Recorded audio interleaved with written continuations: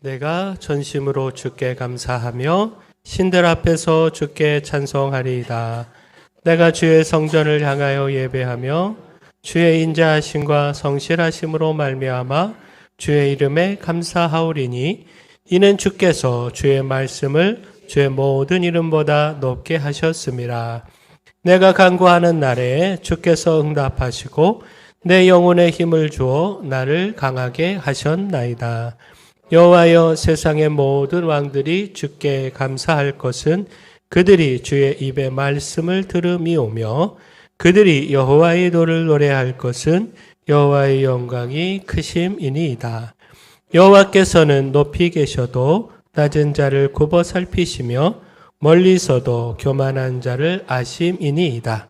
내가 환난 중에 다닐지라도 주께서 나를 살아나게 하시고 주의 손을 펴사 내 원수들의 분노를 막으시며 주의 오른손이 나를 구원하시리이다. 여호와께서 나를 위하여 보상해 주시리이다. 여호와여, 주의 인자하심이 영원하오니 주의 오른손으로 지으신 것을 버리지 마옵소서. 아멘. 우리 좌우에 계신 분하고 인사하겠습니다. 잘 오셨습니다. 주의 은혜가 있을 겁니다. 네, 우리 한 번 더 인사할까요? 주님 따라 길 따라 살살 살합시다. 네, 살고 살리고 살아내는 우리의 삶이 되기를 소망합니다. 1654년 11월 23일 밤이었습니다. 프랑스의 수학자이자 철학자인 블레즈 파스칼. 그는 서재에 홀로 앉아 있었습니다. 그는 17살에 이미 초기 기계식 계산기를 발명한 천재였습니다. 진공의 원리를 증명하고 확률 이론의 토대를 놓은 사람. 당대 유럽에서 가장 뛰어난 지성인 중에 한 사람이었습니다. 근데 그날 밤 10시 반부터 자정을 넘어서기까지 2시간 남짓 이 천재에게 무언가 일어났습니다. 바로 하나님을 만난 겁니다. 체험이 끝난 직후 파스칼은 떨리는 손으로 양피지에 글을 써내려 갔습니다. 그것이 역사에서 파스칼 메모리알로 불리는 글입니다. 그 첫 단어는 수식도 논리도 아니었고 딱 한 글자였는데 불. 네, 불. 그리고 이어서 써내려가기를 철학자와 학자들의 신이 아닌 아브라함의 하나님, 이삭의 하나님, 야곱의 하나님. 확신, 감동, 기쁨, 평화, 기쁨, 넘치는 기쁨. 그는 이 글을요 다시 종이에 옮겨 적어서 자신의 코트 안감 속에 직접 꿰매어 넣었습니다. 그리고 그가 죽는 날까지 그 종이를 자기 심장 가장 가까이에 품고 살았습니다. 그가 죽고 나서야 하인이 이 종이를 발견했고 이를 통해서 세상에 알려지게 됐는데, 자, 수식과 논리로 세상을 설명하던 사람이 하나님을 만난 그 밤 처음 쓴 단어가 불. 그리고 그 고백을 평생 자기 심장 위에 품고 살았다. 누군가에게 보여주기 위해서가 아니라 자신이 잊지 않기 위해서. 자기 마음이 다시 차가워지지 않고 자기 삶이 다시 흩어지지 않기 위해서 그렇게 했다. 자, 결국 무엇입니까? 바로 여기서 그의 전심을 보게 되지 않습니까? 온 마음을 다해, 온 존재를 다해 단 한 분께 모든 것을 쏟아붓는 것. 아무도 보지 않는 그 자리에서 변함없이 그 하나님 한 분만을 향해 있는 것. 바로 이것이 전심이라는 겁니다. 오늘 시편 138편은요, 바로 이 전심이라고 하는 단어로 시작합니다. 1절을 보면 내가 전심으로 주께 감사하며. 다윗은 전심으로 주님을 감사하며 주님을 찬송한다 고백하고 있는데, 자, 중요한 것이요, 다윗이 이 고백을 한 것은 모든 것이 평온할 때가 아니었다는 겁니다. 삶에 아무 문제가 없고 기도한 대로 다 응답되고 원수도 없고 염려도 없고 그래서 나온 찬양이 아니라는 겁니다. 자, 7절 한번 보십시오. 내가 환난 중에 다닐지라도. 자, 이 구절이 현재 다윗의 상황을 추측하게 합니다. 원수들이 포위하고 배신의 상처가 깊고 죽음의 위협이 코앞에 닥친 그 상황, 바로 그 상황 한가운데 있었다라고 하는 사실을 우리가 추측해 볼 수 있습니다. 바로 그 환난 한가운데서 다윗은 고백한 겁니다. 내가 전심으로 주님을 찬양합니다. 자, 우리가 이 말씀을 우리 자신에게 한번 해보면 좋겠습니다. 이 말씀을 통해 우리 자신을 좀 돌아보면 좋겠습니다. 나는 전심으로 하나님을 찬양하고 있는가? 내 마음은 하나님께 모아져 있는가? 아니면 염려에 흩어지고 욕심에 흩어지고 사람의 말에 세상의 유혹에 흩어져 있지는 않는가? 자, 오늘 말씀의 핵심은 이겁니다. 전심의 찬양은요, 흔들리지 않는 믿음의 고백입니다. 전심은 단순히 감정이 뜨거운 것이 아니고요. 상황이 와서 흥분하는 것도 아니고요. 유혹 앞에서도 마음이 나뉘지 않는 것. 환난 중에서도 하나님을 놓치지 않는 것입니다. 오늘 우리에게 이런 전심, 하나님을 향한 전심이 있기를 소원합니다. 전심으로 하나님을 찬송한다라고 하는 이 다윗의 고백이 오늘 우리의 동일한 고백이기를 소원합니다. 따라서 우리가 우리 자신에게 질문해야 하는 것, 흔들리지 않는가? 유혹 앞에, 환난 앞에 흔들리지 않고 넘어지지 않는가? 1절을 다시 보시면요. 내가 전심으로 주께 감사하며 신들 앞에서 주께 찬송하리이다. 자, 신들 앞에서 주께 찬송한다. 여기서 신들을 좀 주목하면 좋겠습니다. 이 신들에 대해서 여러 해석이 있습니다. 루터와 칼빈은 이를 천사들로 이해를 했고 또 어떤 이들은 왕이나 권세자들로 이해하기도 했습니다. 그러나 본문의 흐름 속에서 보면 사람들이 신이라고 부르며 의지했던 이방의 거짓 신들, 곧 우상들을 가리키는 것으로 이해하는 것이 자연스럽습니다. 그 사람들은요, 그 신들이 자신을 지켜준다, 복을 주고 성공을 주고 안전을 준다 믿었습니다. 그래서 그 앞에 엎드렸습니다. 그 앞에 제사하며 그 마음을 바쳤습니다. 그런데 다윗은요, 그 신들 앞에서, 다시 말해 우상들 앞에서 보란듯이 고백을 한 겁니다. 나는 오직 하나님만 찬양합니다. 사람이 무엇을 붙들든 무엇을 의지하고 무엇을 바라보든 나는 오직 하나님만 붙들며 하나님만 의지합니다. 바로 이것이 전심입니다. 흔들리지 않는 것, 수많은 사람들이 따르고 그렇게 당장의 화려함과 영향력이 있어 보여 그렇게 마음이 혹 가지만 그럼에도 흔들리지 않는 것, 그럼에도 마음을 모아 하나님을 향하는 것, 이것이 전심입니다. 오늘 우리 시대에도 신들이 있습니다. 참으로 우리의 마음을 사로잡고요, 두렵게 만들고 의지하게 만들고 심지어 찬양하게 만드는 것들이 있습니다. 바로 돈이 그렇죠.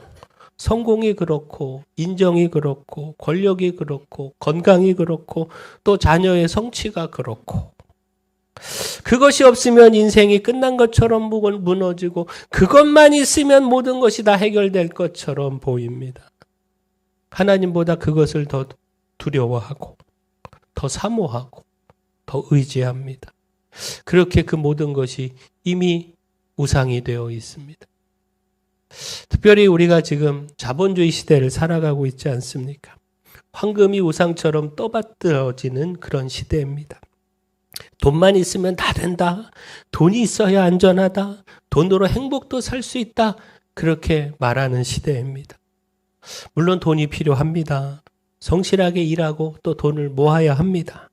그러나 돈이 하나님의 자리를 차지하는 것, 돈이 우리 마음의 주인이 되는 것, 다시 말해 돈 때문에 흔들리고 돈 때문에 우리 믿음, 우리 예배가 밀려나고 돈 때문에 하나님보다 세상을 더 두려워하는 것, 이것 없어야 합니다.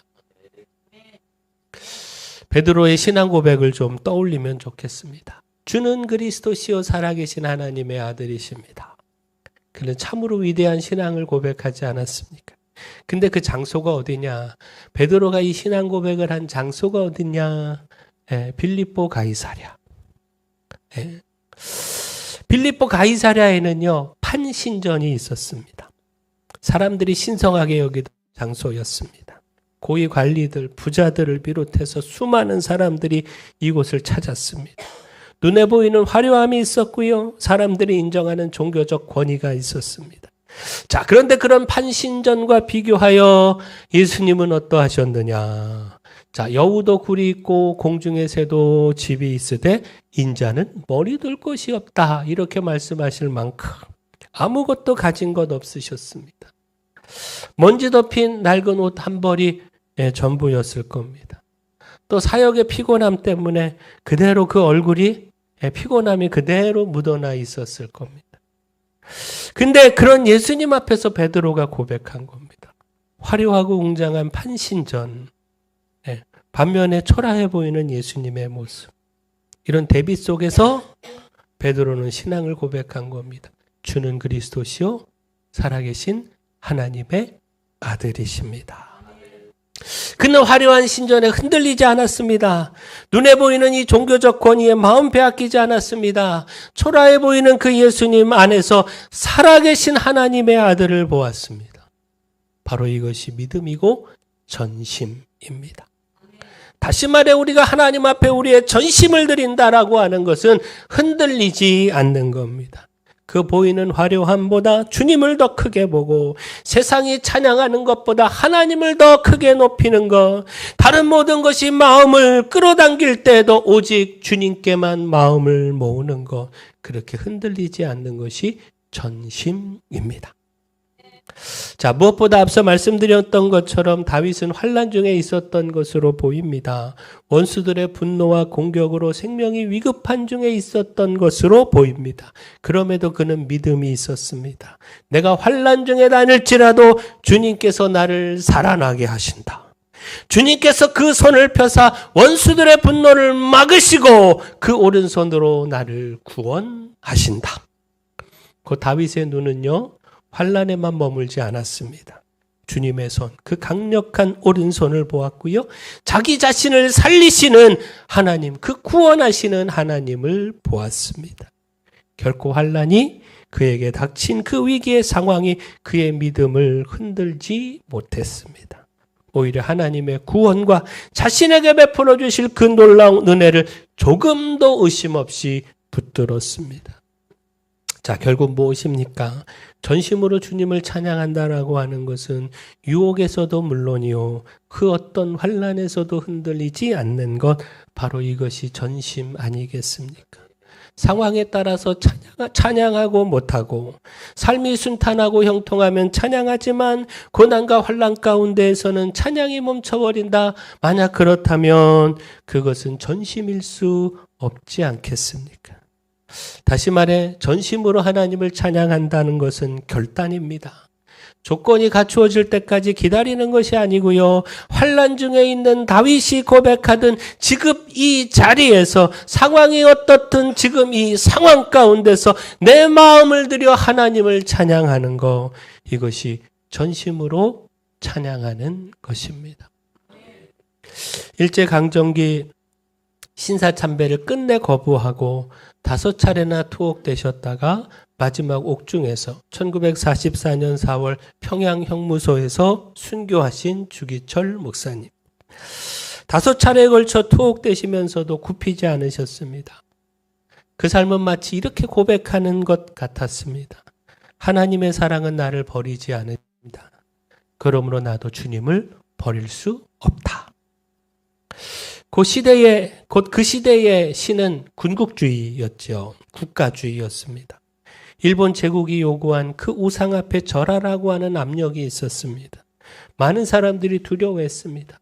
또 많은 사람들이 타협했습니다. 그러나 주기철 목사님은 그 시대의 우상 앞에 무릎 꿇지 않았습니다. 그 길의 끝이 고난인 줄 알면서도, 감옥인 줄 알고 죽음인 줄 알면서도 오직 하나님만을 참 하나님으로 붙들었습니다. 자, 이것이 전심입니다. 전심은 말로만 주님 사랑합니다 하는 것이 아니라 우상 앞에 무릎 꿇지 않는 겁니다. 환난 앞에서도 주님을 포기하지 않는 겁니다. 죽음의 위협 앞에서도 하나님만이 나의 하나님이십니다 고백하는 겁니다. 하나님의 나를 향한 전심, 그 사랑을 믿고 나도 그 하나님의 전심, 그 사랑에 응답하는 것, 이것이 진정 우리가 하나님 앞에 드려야 하는 전심입니다. 오늘 우리가 이처럼 하나님 앞에 전심을 드리길 소원합니다. 일부 말고요, 조금 말고요. 우리의 온 마음을 하나님 앞에 드리기를 소원합니다. 하나님에 대한 절대적 믿음으로 환난을 이기고 유혹을 이기고 전심으로 하나님을 찬양하며 예배하는 삶 살아가기를 소원합니다. 자, 따라서 도전받아야 하는 거, 우리가 질문해야 하는 거, 간구하는 날의 응답을 경험하고 있는가? 곧 다윗이 흔들리지 않을 수 있었던 이유, 그 유혹과 환난 가운데서도 흔들리지 않는 그 믿음을 지킬 수 있었던 이유, 바로 응답의 경험. 나의 간구에 응답하시는 하나님, 내게 힘을 주시고 나를 강하게 하시며 그래서 모든 유혹도 그 환난도 이기게 하시는 하나님, 그 하나님에 대한 체험 때문이었음을 우리가 충분히 생각해 볼 수 있습니다. 자, 3절을 한번 보십시오. 내가 간구하는 날에 주께서 응답하시고 내 영혼에 힘을 주어 나를 강하게 하셨나이다. 자, 다윗은요, 간구하는 날이 응답의 날이 되었다, 그렇게 고백하고 있습니다. 그날에 주님께서 응답하셨다, 이렇게 고백하고 있습니다. 또한 내 영혼에 힘을 주어 나를 강하게 하셨다. 상황은 변하지 않았어도, 문제는 떠나지 않았어도 하나님께서 자신에게 힘을 주시고 강하게 하셔서 그렇게 자신을 변화시켜서 그 환난을 능히 이길 수 있게 하셨다 말씀하고 있습니다. 무엇보다 그는 이런 하나님을 경험했는데요. 2절 하반절 말씀 한번 볼까요? 자, 이는 주께서 주의 말씀을 주의 모든 이름보다 높게 하셨음이라. 자, 이 구절은 이렇게 이해해 볼 수 있습니다. 하나님은 당신의 이름을 통해 우리가 기대하는 것보다 더 크게 역사하신다라는 겁니다. 하나님 당신의 이름이 헛되지 않도록 말씀을 이루신다라는 겁니다. 곧 하나님께는 많은 이름이 있죠. 그리고 그 이름을 통해 하나님의 성품을 알 수 있죠. 하나님의 성품을 드러낸다는 겁니다. 뭐 엘샤다이, 여호와 이레, 여호와 라파, 여호와 니시 등등등 수많은 이름이 있고 우리는 그 이름을 의지하며 기대합니다. 능력을 기대하고 예비하심을 기대하고 치료를 기대하고 승리를 기대합니다. 근데 하나님은요, 그 기대를 넘어서 응답하신다는 겁니다. 자신의 말씀을 성취하심으로 그 이름이 참되다라고 하는 것을 드러내실 뿐만 아니라 그 이름이 약속하는 것보다 더 크게 더 놀랍게 일하신다라는 겁니다. 다윗은 바로 이런 하나님을 경험했습니다. 기도하는 날에 즉시 응답하시는 하나님의 응답도 경험했고 내가 바라고 기대하고 구한 것보다 더 크고 놀랍게 응답하시는 하나님의 역사도 경험했습니다. 그렇게 흔들리지 않을 수 있었습니다. 다시 환난 한가운데 서게 됐지만 하나님의 응답에 대한 그 경험이 오늘도 다시 있을 것을 믿으면서 그렇게 환난에서 넘어지지 않고 오히려 기도하며 하나님이 환난 중에 나를 살아나게 하신다. 하나님이 나를 구원하신다. 하나님이 보상해 주신다. 믿음을 가질 수 있었습니다. 주의 인자하심, 영원한 인자하심. 다시 말해 어제와 동일하게 오늘도 또 베풀어 주시는 하나님의 인자하심. 이것을 믿고 붙잡으며 주의 손으로 지으신 것을 버리지 말아 달라고, 나를 위해 행하신 일, 시작하신 일 손떼지 말고 끝까지 이루어 달라고 넘어지지 않고 믿음으로 오늘도 기도했습니다. 그렇게 하나님을 향한 전심을 놓치지 않았습니다. 오늘 우리에게도 이와 같은 체험이 있기를 소원합니다. 기도하는 날에 이루어 주시는 그 즉시 응답하시는 하나님의 응답 경험하기를 소원합니다. 기대하고 바란 것보다 더 크게 이루어 주시는 하나님의 응답, 이 응답도 경험하기를 소원합니다. 따라서 기도하기를 바랍니다. 간구하는 날을 응답의 날로 만들려면 당연히 간구해야죠. 기도해야죠. 먼저 간구해야지 기도하지 않고 응답을 바란다라고 하는 건 어리석은 일 아니겠습니까? 따라서 기도하시고 또 그 기도 속에서 그 즉시 응답하시는 은혜뿐만 아니라 내 생각보다 더 크게 더 놀랍게 일하시는 하나님의 놀라운 응답도 경험하는 우리 모두가 다 되기를 소원합니다. 그 응답의 경험으로 그 어떤 상황에서도 어떤 유혹에서도 흔들리지 않고 전심으로 하나님을 찬양하는 우리 모두가 되기를 소원합니다. 제가 최근 기도할 때 손을 모으고 있습니다.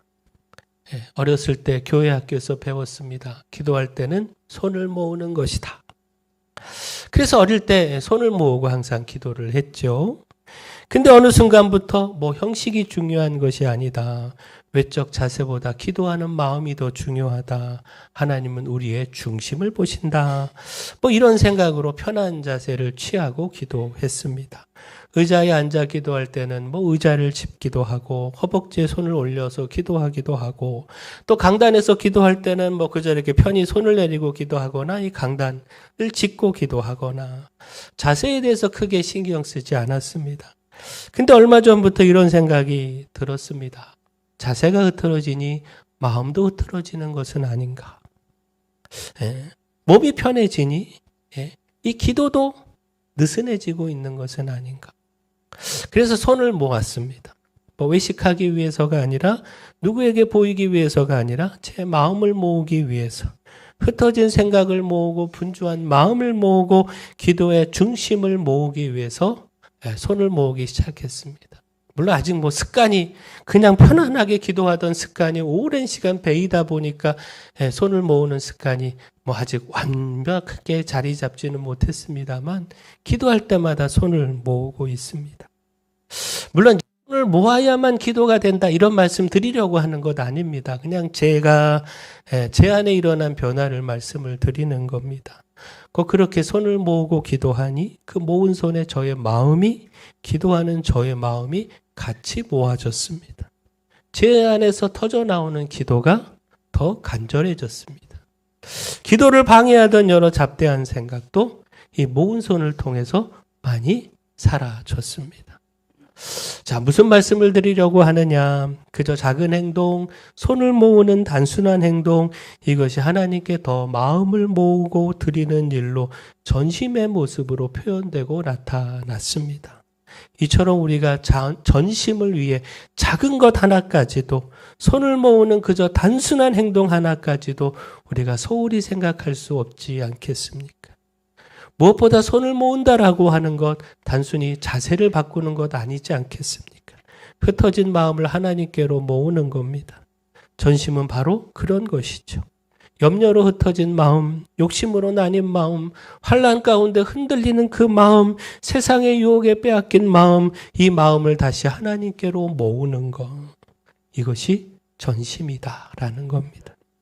오늘 우리가 이렇게 마음을 모으기를 소원합니다. 우리가 하나님께 우리의 전심을 드리기를 소원합니다. 그리고 이를 통해 흔들리지 않는 삶, 세상의 유혹도 이기고 환난도 이기는 삶, 그렇게 이기고 하나님이 기뻐하시는 전심을 날마다 드리며 찬양하는 삶, 우리가 함께 살아가기를 소원합니다.